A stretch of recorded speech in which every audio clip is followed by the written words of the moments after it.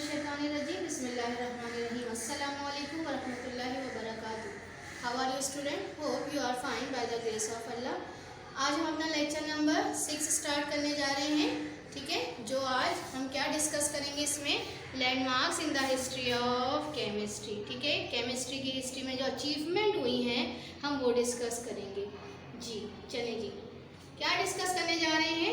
इब्तिदा में जो है हम केमिस्ट्री में जो चीज़ें यूज़ करते थे वो क्या थी, number of arts and craft. Art और क्राफ्ट की चीज़ें यूज़ करते थे, जिस तरह पोट्री मेकिंग, उनमें क्या क्या चीज़ें शामिल हैं आर्ट और क्राफ्ट में जो हम स्टार्ट में यूज़ करते थे। पोट्री मेकिंग, ठीक है, बर्तन बनते थे। ग्लास मेकिंग, ग्लास बनाए जाते थे। डाइंग, कपड़ों के लिए जो है कलर करने के इस्तेमाल आती थी। और मेटलर्जी का प्रोसेस, मेटलर्जी किसे कहते हैं ये आप बाद में डिटेल में पढ़ेंगे। अभी मैं थोड़ा सा आपको बता दूं, हम मेटल की एक्सट्रैक्शन के लिए जो प्रोसेस करते हैं वो क्या कहलाता है, मेटलर्जी। ठीक है, तो ये काम जो है हम आर्ट और क्राफ्ट के जो हैं ये हम स्टार्ट में जब केमिस्ट्री बिल्कुल इब्तिदा थी केमिस्ट्री की, तो उस वक्त जो है वो आपके पास ये काम जो है वो होते थे। और ये सब जो हैं, ये जितनी भी डेवलपमेंट है, all these development were experimental. क्या थी ये, एक्सपेरिमेंटल थी, यानी ट्रायल एंड एरर मेथड के तहत होती थी। बार बार जो है ट्राई किया जाता था, कोई गलतियाँ आती थी, फिर दोबारा जो है उस पर तजुर्बे किए जाते थे और जो है आपके पास ये जो काम जो है वो किए जाते थे। तो ये क्या है, एक्सपेरिमेंटल हैं। और इसके लिए, इन काम को करने के लिए, ये जो आर्ट एंड क्राफ्ट के जो चीज़ें हैं बनाने के लिए उनके पास कोई सिस्टमेटिक स्टडी मौजूद नहीं थी। ठीक है, केमिस्ट जितने भी थे हमारे। अब हम आते हैं हिस्ट्री ऑफ केमिस्ट्री पे। केमिस्ट्री की तारीख पढ़ने जा रहे हैं हम। अब केमिस्ट्री की जो हिस्ट्री है इसमें हमने इसको 3 पीरियड्स में डिवाइड किया है। कौन कौन से पीरियड्स हैं हमारे पास, द ग्रीक पीरियड, ठीक है, the Muslim period and the modern period. इन तमाम पीरियड्स को हम 1 बाय 1 डिस्कस करेंगे।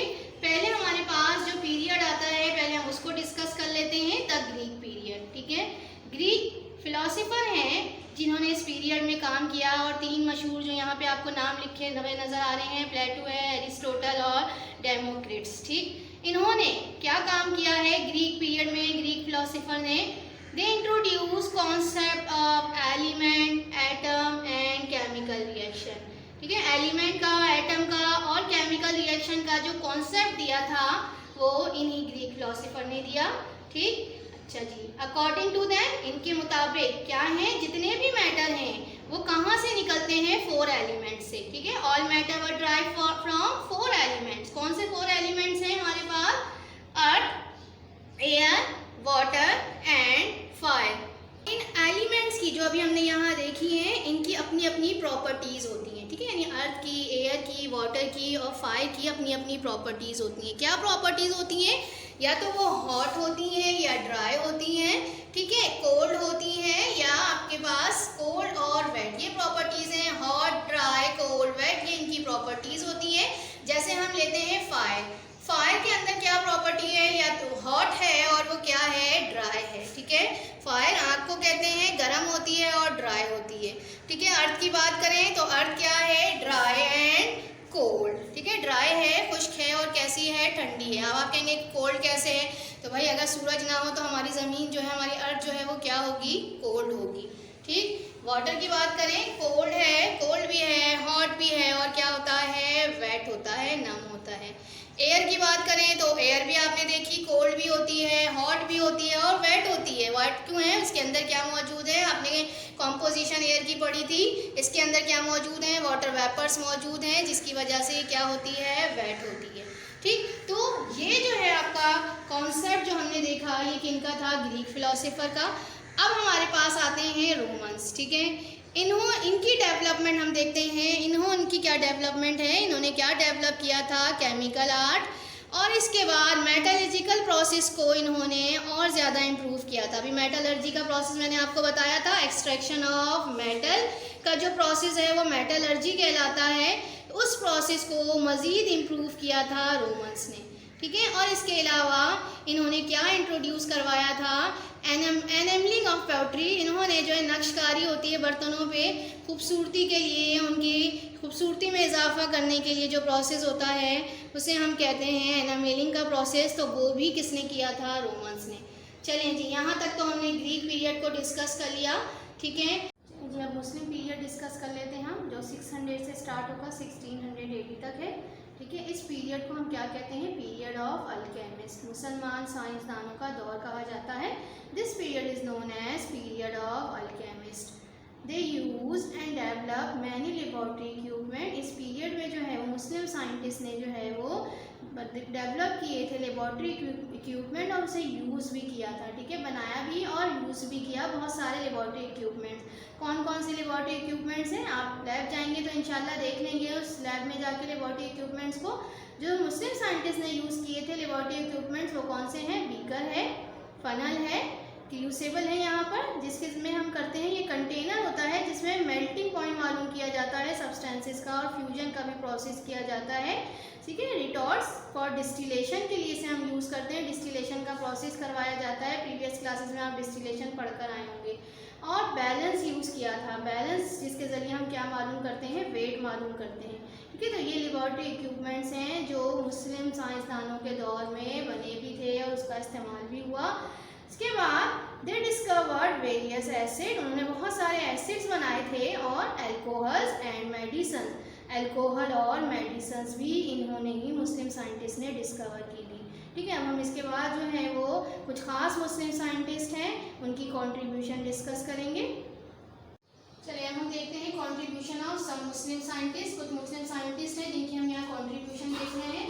सबसे पहले आते हैं जाबिर इब्ने हय्यान। ठीक है, जाबिर इब्ने हय्यान को क्या कहा जाता है? Father of अल-केमी।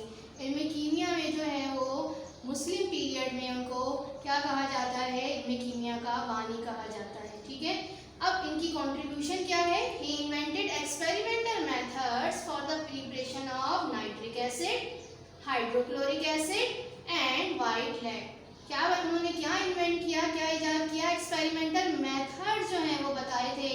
एक्सपेरिमेंटल मेथड जो है वो इन्वेंट किए किसकी प्रिपरेशन के लिए? नाइट्रिक एसिड की, हाइड्रोक्लोरिक एसिड की और वाइट लेड की। ठीक है, तो इनकी प्रिपरेशन के लिए जो एक्सपेरिमेंटल मेथड जो है वो इन्वेंट किए थे वो जाबिर इब्ने हय्यान ने। नेक्स्ट इनकी कंट्रीब्यूशन देखते हैं। He also develop methods for the extraction of metal from their ores. ठीक है, अभी हमने एक्सट्रैक्शन ऑफ मेटल का मैंने मेटलर्जी में आपको बताया था कि मेटल्स की जो है वो क्या की जाती है? एक्सट्रैक्शन की जाती है मेटलर्जी के प्रोसेस में उनके ओर्स के जरिए। ठीक है, मिनरल्स को जब ज़मीन से निकाला जाता है तो वो इम्प्योर फॉर्म में होती हैं, तो उनको एक्सट्रैक्ट करके क्या किया जाता है? प्योर किया जाता है। ये प्रोसेस क्या कहलाता है? मेटलर्जी। तो इसका जो मेथड है वो किसने डेवलप किया था? जाबिर इब्ने हय्यान ने। और एक और जो उन्होंने मेथड डेवलप किया वो क्या है? डाइंग क्लॉथ, कपड़ों को डाई करने का भी मेथड किसने दिया? जाबिर इब्ने हय्यान ने। ठीक है, ये है इनकी कंट्रीब्यूशन।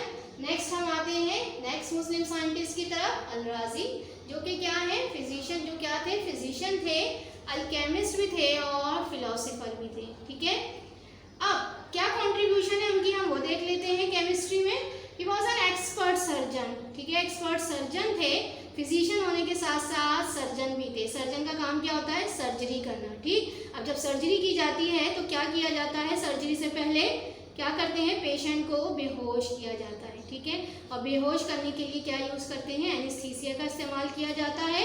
तो इन्होंने जो काम किया वो क्या किया? He was an expert surgeon and was the first to use opium as anaesthesia. ठीक है, ओपियम को उन्होंने एज एनेस्थीसिया के तौर पे सबसे पहले यूज़ किया था। ठीक है ना। नेक्स्ट इनकी कंट्रीब्यूशन क्या है? He divided the substances into living and non living origin. जितने भी सब्सटेंसेस हैं उनको उन्होंने डिवाइड कर दिया था उनके ओरिजिन में, लिविंग और नॉन लिविंग ओरिजिन्स में। ठीक है, जो लिविंग ओरिजिन से जो है इसका काम मजीद बर्जिलियस ने आगे किया कि लिविंग और नॉन लिविंग ओरिजिन की बेस पे सब्सटेंसेस को ऑर्गेनिक और इनऑर्गेनिक सब्सटेंसेस में क्या किया था? डिवाइड किया था। तो ये है इनकी कंट्रीब्यूशन। जितने भी सब्सटेंसेस हैं उनको उनकी ओरिजिन की बेस पर, लिविंग ओरिजिन की और नॉन लिविंग ओरिजिन की बेस पर उन्हें क्या किया था? डिवाइड किया था। नेक्स्ट इनकी कंट्रीब्यूशन है, ही प्रिपेयर्ड इथाइल अल्कोहल। फॉर्मूला लिखा है ये इथाइल अल्कोहल का, C2H5OH। इथाइल अल्कोहल प्रिपेयर किया था किस प्रोसेस के जरिए? फर्मेंटेशन प्रोसेस के जरिए। ठीक है, ईस्ट के जरिए जो है वो क्या किया जाता है? जिस तरह आप घरों में पिज़्ज़ा की डो वगैरह बनाते हैं ईस्ट डाल के, तो वो फर्मेंटेशन प्रोसेस होता है। तो इथाइल अल्कोहल भी उन्होंने फर्मेंटेशन प्रोसेस के जरिए प्रिपेयर किया था। तो ये कॉन्ट्रीब्यूशन आ गई है अल-राज़ी की। नेक्स्ट हम आते हैं नेक्स्ट मुस्लिम साइंटिस्ट की तरफ, अल-बैरूनी। अल-बैरूनी की कंट्रीब्यूशन कहाँ कहाँ है, सिर्फ केमिस्ट्री में ही नहीं है और दूसरी फील्ड में भी इनकी कंट्रीब्यूशन मौजूद है। कौन कौन सी फील्ड है वो देख लेते हैं। Contributed a lot in physics, metaphysics, mathematics, geography and history.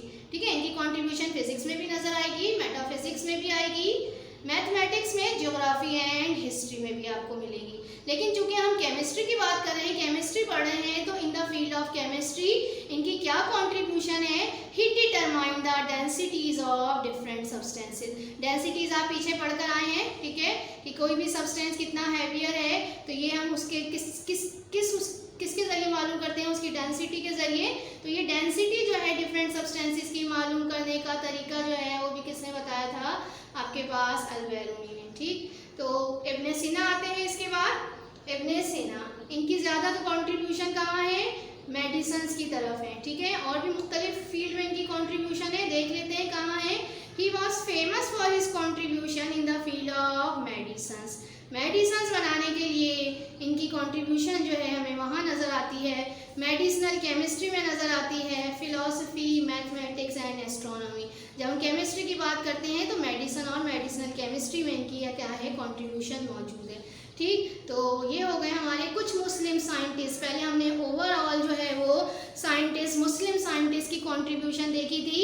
अब हमने यहाँ पर 4 मुस्लिम साइंटिस्ट हैं जिनकी ख़ास जो उनकी कंट्रीब्यूशन है केमिस्ट्री में वो डिस्कस की हैं। तो आज का होमवर्क भी आपका क्या है, मुस्लिम साइंटिस्ट की कंट्रीब्यूशन को याद करना है। Learn contribution of Muslim scientist, जो टॉपिक अभी मैंने पढ़ाया, 4 मुस्लिम साइंटिस्ट हैं, इनकी कंट्रीब्यूशन याद करेंगे आप और इसको लिखेंगे भी। मैंने बार बार कहा जो भी हम याद कर रहे हैं उसको आपको रजिस्टर में लिखना भी है। ठीक है, ओके जी, अल्लाह हाफिज़।